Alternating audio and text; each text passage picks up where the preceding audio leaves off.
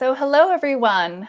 Thank you so much for joining us this afternoon for Bayar's Wednesday Educational Talks. We're really excited to have everyone join us.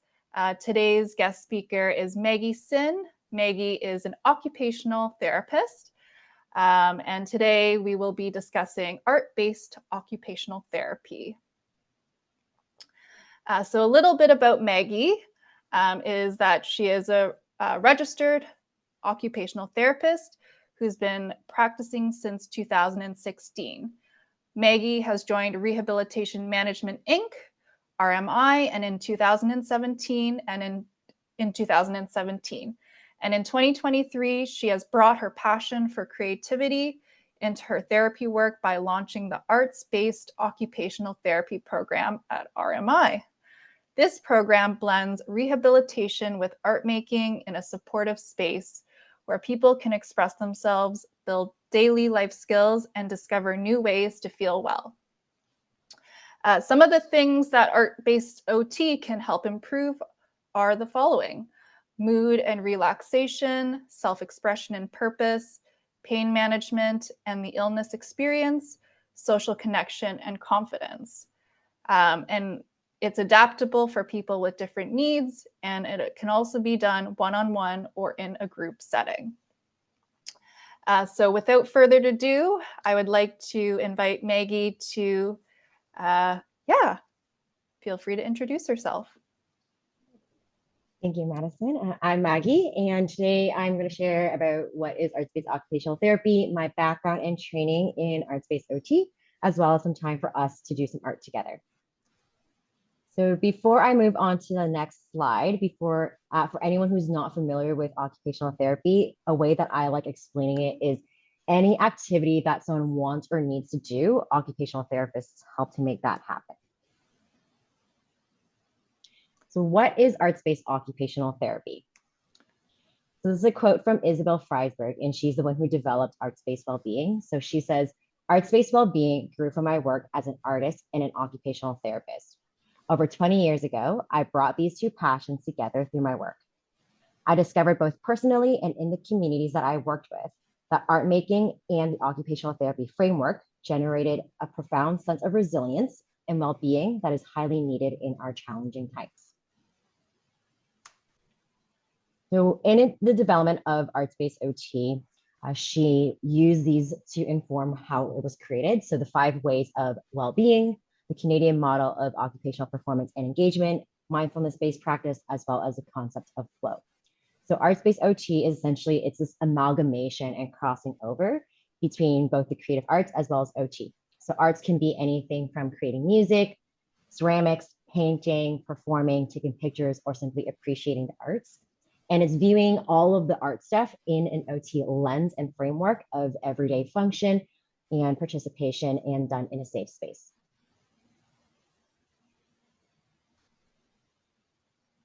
So why art of all the various things that are out there, right? So a literature review done by Perusa and Kinsella in 2010, they noted that integrating creative activities appears to improve individuals' perceived sense of control, sense of self, expression, illness experience, sense of purpose, and social support. There's also evidence demonstrating reduced anxiety, pain, depression, and isolation. It helped to improve mood, relaxation, opportunities for socialization. And there's also evidence of art engagement reducing cortisol, which is the stress hormone, the need for medication, hospitalization, and increased the feel-good mood hormones, as well as increasing self-rated perception of health. So in terms of my training in arts-based OT, I initially started in September 2021 through CAOT, Canadian Association of Occupational Therapists, and they had a 7-week program that was taught by Isabel called How to Create and Sustain an Arts-Based Program in Your Occupational Therapy Practice. This was then followed up in winter 2023 through Isabel as well, through her own website, artsbasedwellbeing.com, for an 8-week program that was a trainer's course, and this one was called Arts-Based Wellbeing Toolbox. Later on, after that, in fall 2023, I did another course with her. That was a 5-week program, and this was a self-care course to grow and maintain my own practice as an artist. And in terms of ongoing ways that I use to maintain my own art practice, as well as keeping in the spirit of arts-based well-being. So she does host some campfires every so often. These are virtual. So I do hop in when I am available to do them. And it's a space for us to do art all together and kind of mimics what an arts-based OT session looks like. And these are actually open to anybody who wants to join through Isabel's own website. I'm also part of the Markham group of artists. So this is a community that allows me to grow and discover new things as an artist for myself and anything that I can bring to my clients as well. I also want to give a shout out to your peers at Brain Injury Society of Toronto, BIST, for their Art on the Brain Expressive Art Show, which is currently on now at Cedar Ridge Creative Center until June 18th. And I think this art show really demonstrates the healing power of creating and the arts and how it brings everybody together into one space and the shared unity of creating. So if you've got a chance and opportunity to head to Cedar Ridge down in Scarborough, it's on until 18th. I was just there this past weekend and there were some phenomenal pieces there. How is arts-based OT delivered? So the delivery of arts-based OT is fairly flexible and it depends on the client's needs as well as the context. So it could be done in a group manner as well as for one-on-one. So for the group sessions, there is a social aspect to it where people are, able to chat, able to create art together in a group setting, right? For the one-on-one delivery, it depends on the client's need as well as available funding. So if there's clients that may require a little bit more support, one-on-one might be the way to go versus the group setting. It can also be delivered in person or virtual. So as we kind of all learned during the pandemic, there's a lot of benefits to virtual, like today where we are meeting virtually. It helps with any distances, any time restraints. There's no travel really needed. There are certain activities, though, I have found that in person tends to be better. So say, for example, if we're working on a shared piece of canvas or a shared piece of art together, it's more difficult to do virtually than it is in person. It can also be done with and without an initial assessment and or report. So again, just depending on the client need and the available funding for that. Traditional treatment versus arts-based occupational therapy. Which one do we choose? How do we pick one? Do we even have to pick one?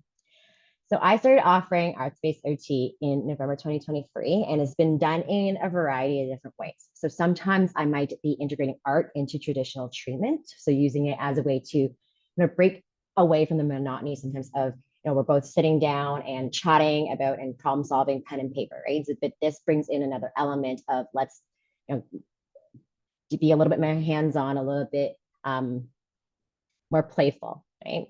And sometimes it's used as a way to explore new interests that a client might have after an injury. So say, for example, I had a client who really liked Dungeons and Dragons, D&D, and they injured their legs, so they're really limited to mostly tabletop activities. So they've never done resin before. They're not very artsy, but they wanted to give it a try to make their own D20 dice. So we ordered some resin. Neither of us knew how to use resin. So we used it also as a session where let's practice our problem solving skills, reading and taking a look at a novel set of instructions and figuring it out together. So we had a blast on that session. They had a great time choosing their own colors for molding into their D20 dice. And then there's also a standalone arts-based program that I do as well. So this is typically weekly or every other week, and it's really getting the clients into the habit of integrating art into their daily routine. So sometimes I might recommend the standalone program after initial assessment. Other times it could be that I'm doing traditional treatment. We try a day of arts-based OT. They really like it. I'm like, all right, let's do a block of the standalone arts-based OT programming then. So for the standalone program, it could be clients that have previously done art before their injury, clients that found art as a new interest after their injury. Other times this program could be for clients that just simply want to do art in a safe and healing environment.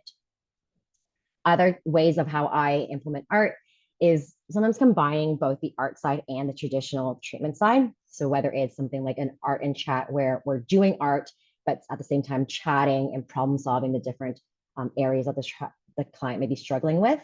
Another way to do it is if we have 1 week of art and then 1 week of traditional OT and kind of going back and forth like that. So it's very, very flexible in terms of how it's implemented, and it's to be completely tailored to the client's needs. On this slide here, we've got some samples of Smashbooks, and it's actually what we'll be doing as a group later on. So I really like this activity, and it's one of the first things that we do in the program because it combines journaling and art making and kind of smashes them together. It helps to declutter people's minds, any racing thoughts they might have, helping to process all the thoughts that a client might be needing to address. So the good thing I find with Smashbooking is that no one knows what it's written underneath all of the paint, right? So I've got clients who might be struggling with dealing with a certain member of their family, and they're really, really frustrated with them. So they'll write down all the stuff underneath, and then they'll paint on top of it. They're feeling a little bit more grounded, a little bit, more regulated emotionally, and now they can kind of address their family member. For the Smashbooking as well, it's pretty quick work. So clients don't need to worry about wasting a canvas or going out constantly to buy new canvases. It's done using a composition book that could be found at the dollar store. So it's pretty readily accessible, and it's not meant to be perfect. It gives room for clients to play, to have fun, explore different art techniques, and just doing really quick little 20-minute, 30-minute blasts of artwork. On this next slide here, we've got some samples of joint art.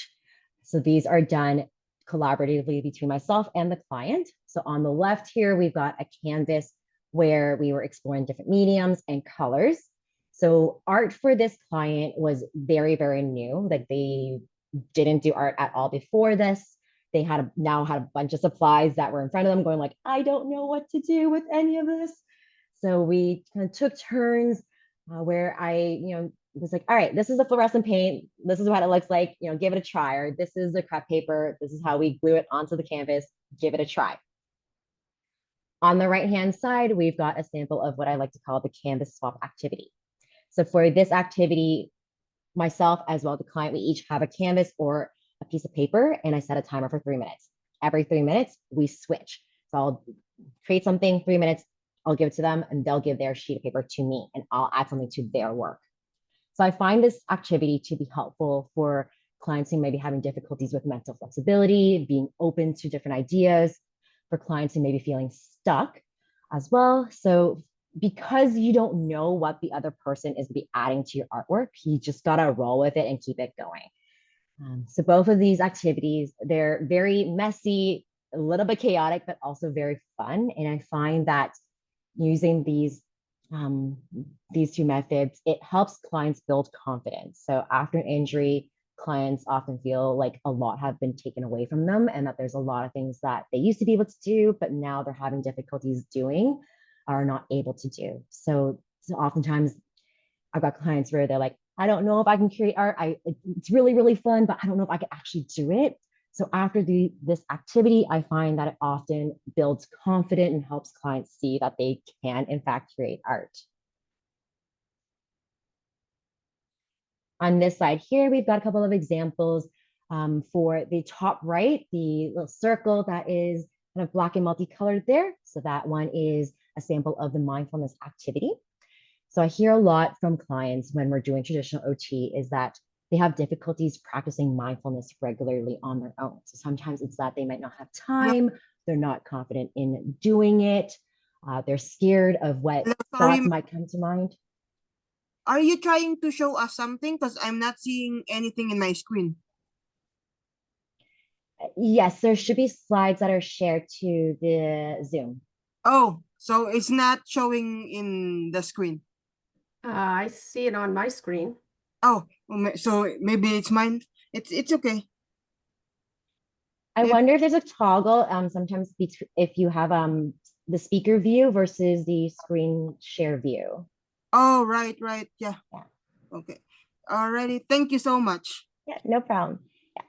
So for the mindfulness activity, we'll do it at the beginning of every single session to get into the habit and get into the practice and feeling more comfortable with doing mindfulness regularly. It also helps us to set up for our art sessions itself. So it takes us away from being our regular day-to-day automatic pilot and puts us in the present with our art. On the left side here, we got a couple of paintings and mixed media, some watercolor. So again, it's samples of play, exploring, experimenting with different, being familiar with different mediums, different art supplies that's available to clients. On the bottom right-hand side, we've got clay. So this one is, I believe the client created this as a coaster, and it lets us play, be messy, tactile, getting our hands directly in the clay itself. And I normally do this in conjunction with something called an art walk. And for the art walk, we are out in nature and we are looking for items that we can impress and make patterns into our clay or any other artwork. So for example, pine cones or pine needles that we might press into the clay. Or recently I was speaking with an artist where they found pine needles to use as whiskers for a tiger. So being creative in that way. So for the art walk, the kind of point of it is for us to slow down instead of being go, go, go, rush, rush, rush all the time, to take a breather, do a slow walk, and be more connected with our nature as well as our green spaces.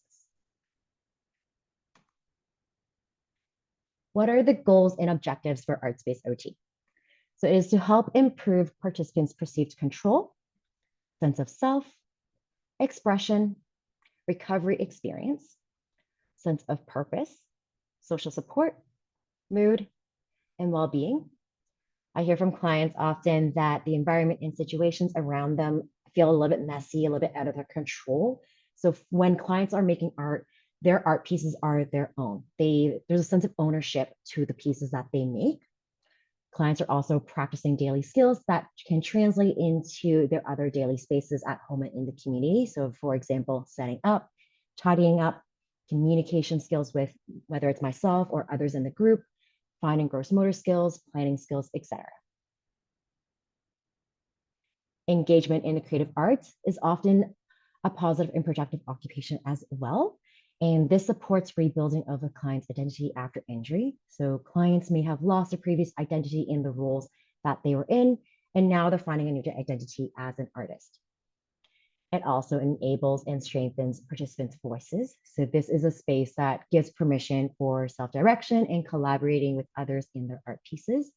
Clients have a say and are in control of what they make and using art as their voice.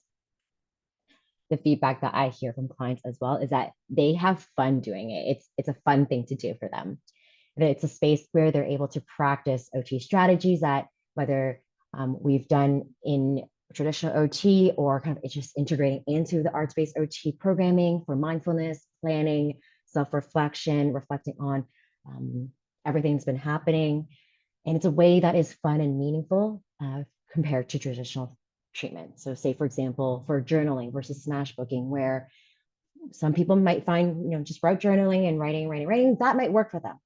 For other people, they might like adding that color piece on top of their journaling. So for more information, it could be found in this link here, as well as a brochure and a podcast is available for more information. So the link will bring you to this page, and just up on the news and events page tab at the top, it'll give more information and details on this website here and a breakdown of kind of the different parts of what art-based OT is. I also had an opportunity to speak with Courtney on this podcast here last summer. It's called Breaking Berries in Collaborative Care podcast, and it's available on YouTube. And I speak more about occupational therapy as well as arts-based occupational therapy. So if you're interested, that is available on YouTube. And before we get started on our demonstration, I want to open up the space for any questions that anyone might have.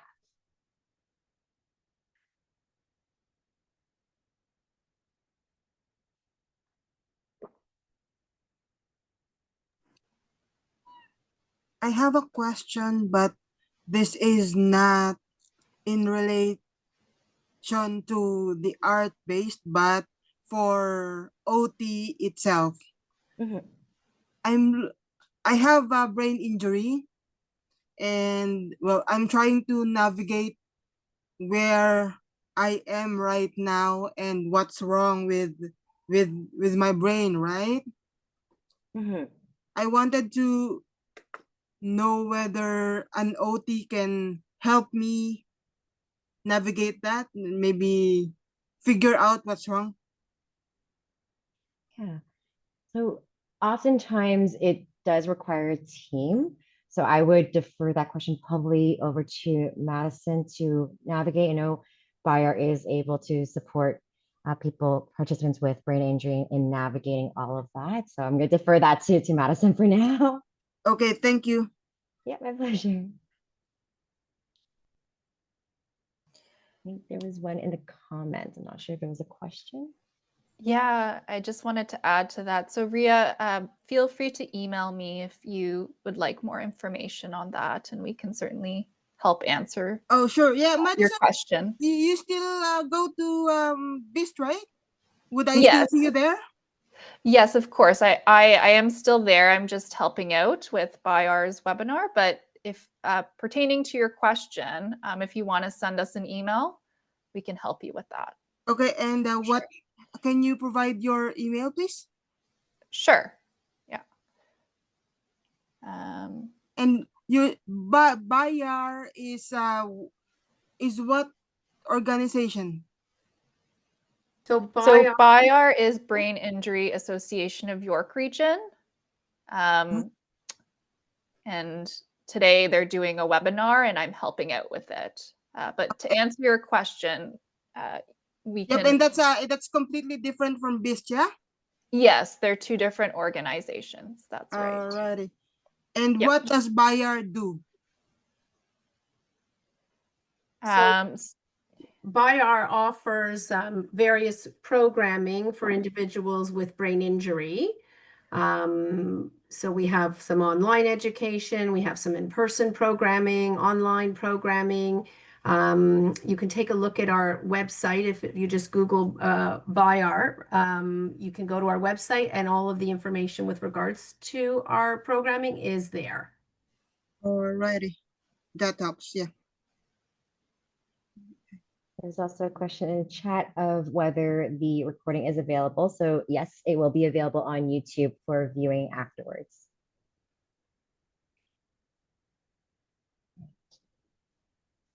Let's hop into the Smashbook demonstration. So for Smashbooking, there is a number of different layers that goes into the artwork itself. So there's 3 layers of rating and then a layer of adding color to it.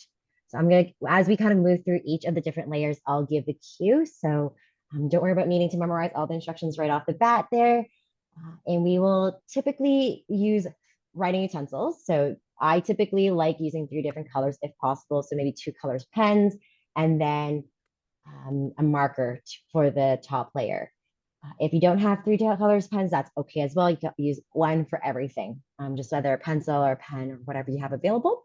And then anything to add color. So that could be pencil crayon, crayons, paint, markers, any collage materials, magazine, newspaper, greeting cards, anything at all, and then glue to glue it on for the collaging. So anything really to add color. So I've got kind of my sample Smashbook here where I've got, not sure if you can see with the blur there, but like I've got paint and then some other glitters and magazines that are taped on. So it could be anything at all. I've got a page here where it is only using markers. There we go, only using markers.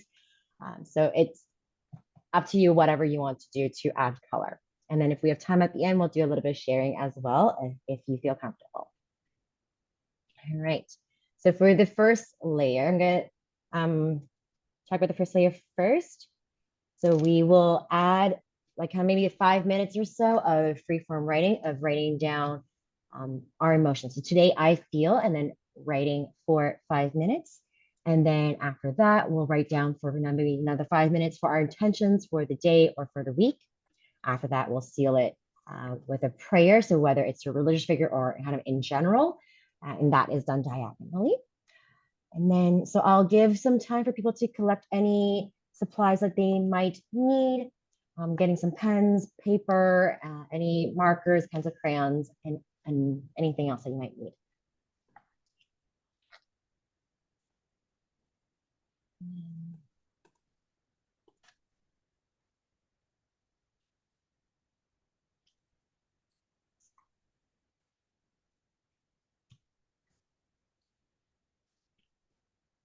Yes. When you raised your hand in the chat.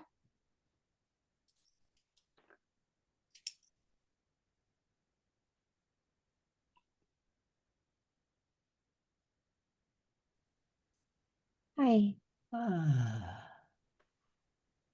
Oh, yes. I was at Isabel's Creative Work Studio Oh, wow. 2018. Yeah, Yeah. I'm surprised that you mentioned about Isabel. Yeah. I personally never met her. I just want to tell the brain injury people that they can get into that studio, which is Jura and Logan. Yeah, around there.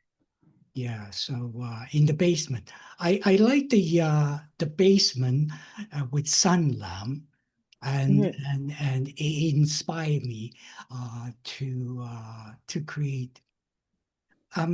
The other thing is that I want to tell people that they are free to. I was free to create sculptures because most people paint. I don't paint because I have lifelong trauma and brain injury, many brain injury, many accidents, and near that experience. So painting reminds me of hitting a wall. Mm. So a lot of painters like to splash the ceramic paint onto the wall carvings, and Mhm. that triggers my PTSD. So Mm. I do sculptures that ideally moves, because the fashion is sculpture that you hangs. Everything hangs. I don't follow any culture because of my lifelong experience of non-culture. Yeah, because my parents are exceptional, never taught to me, tell me what to do.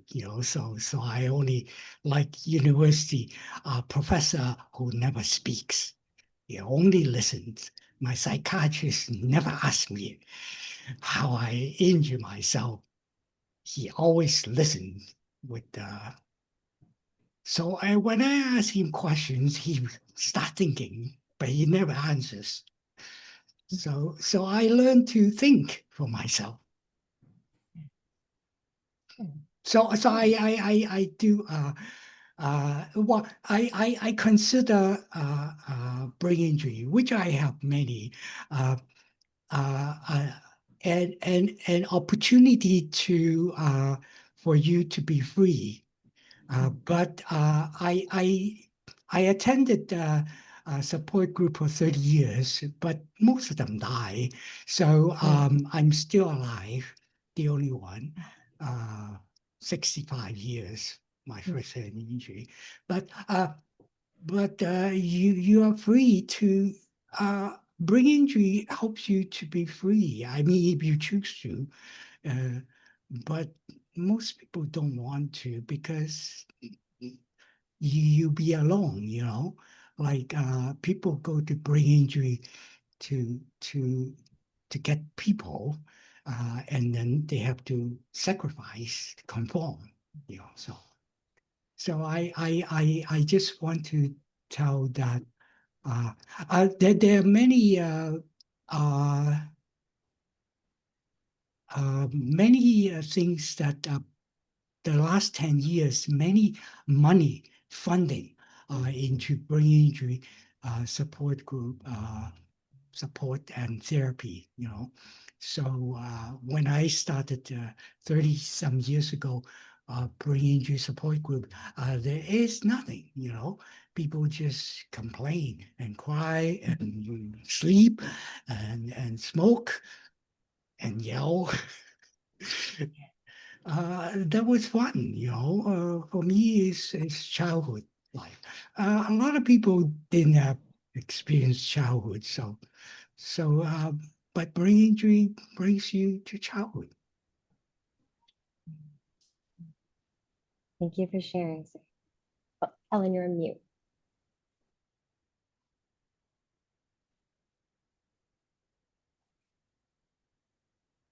Oh,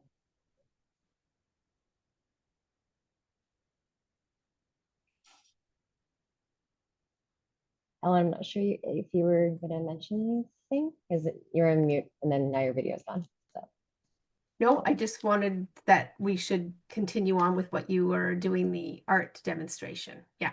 yeah. Thanking Nice. for the sharing. So whether it's I've got kind of my book here, got a blank sheet available. So whether it's a blank sheet of paper or any more firmer pieces of paper like watercolor paper or cardstock, anything you want. And then I'll give a few minutes for people to gather their equipment and we'll kind of reconvene in maybe like 2 minutes or so to start the timer for our writing. All right.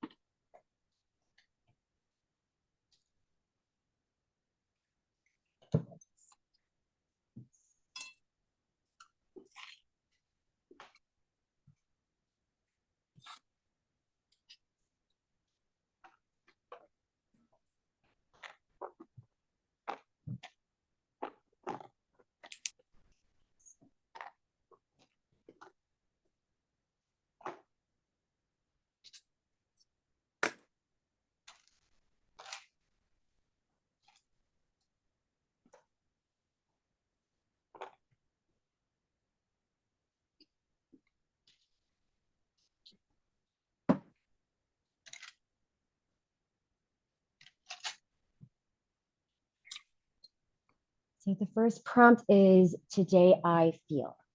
So writing about anything that you are feeling, whether today, physically, emotionally.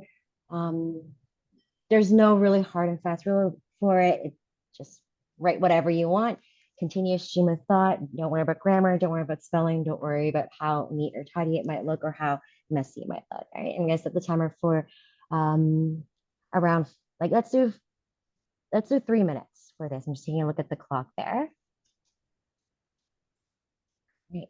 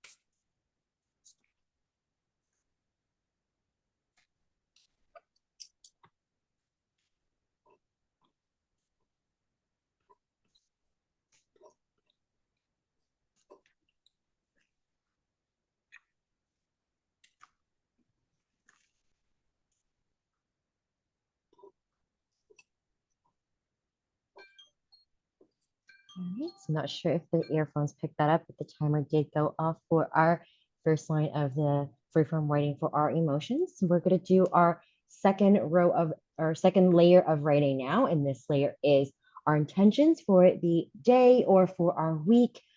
It's the beginning of the month, so it could be intentions for our month as well. So I'm going to set another timer for around 3 minutes for that.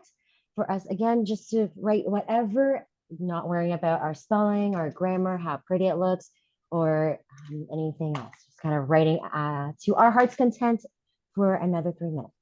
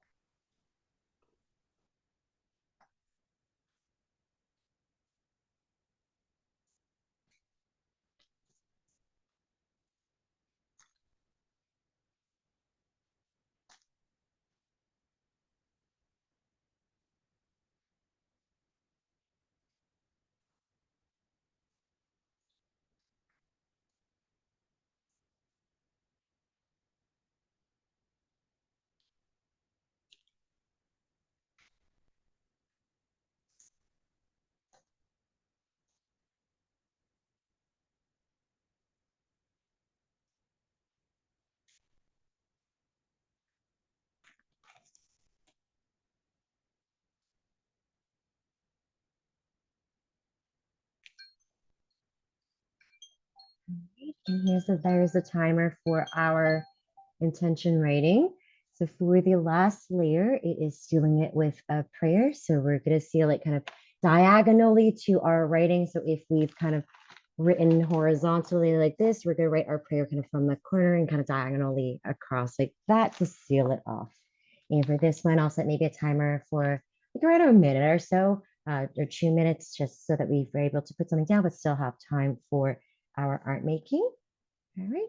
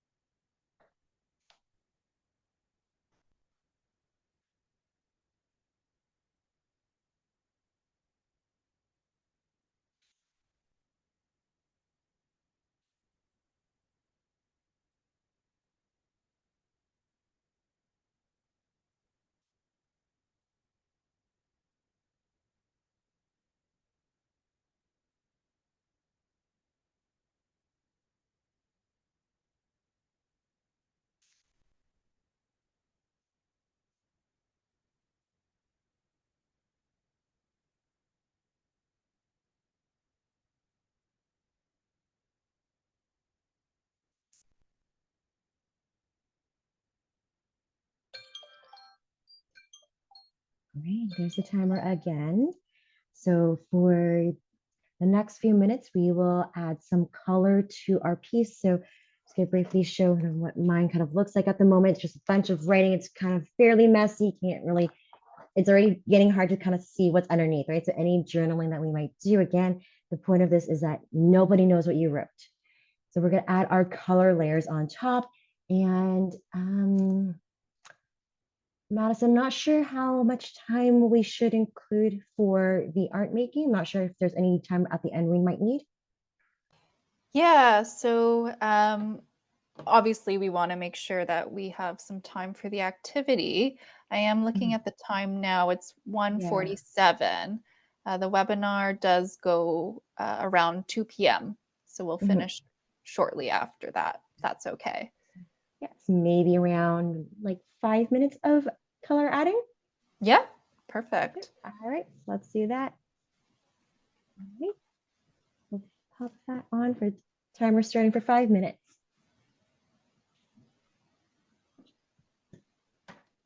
Yeah, so for this color layer, again, adding whatever you want, whether it's collaging, paint, markers, pencil, crayons, anything that suits your fancy.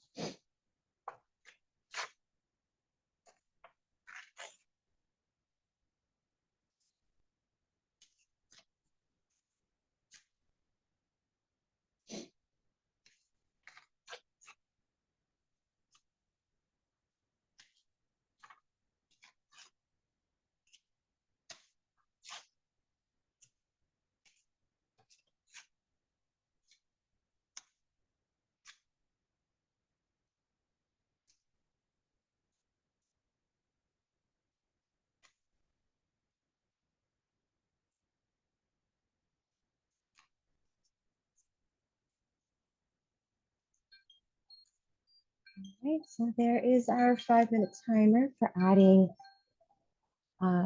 color to our pieces. And then so I'm just going to show you kind of what I've started on my piece and how I've added color. And if there's anyone else who feels comfortable with sharing, feel free to do so. So for mine, I started off with some construction paper and then I started ripping them into pieces and adding them. It started looking like confetti, so I just kind of wanted to do more with that theme. So I added more confetti pieces and I'll probably continue on afterwards and adding more layers, having kind of almost as like fun splashes of color onto my piece here until the page is all filled. Yeah, so that was how I'm doing mine for adding color. Anybody else wants to share? I'm going to open up the floor for anyone else.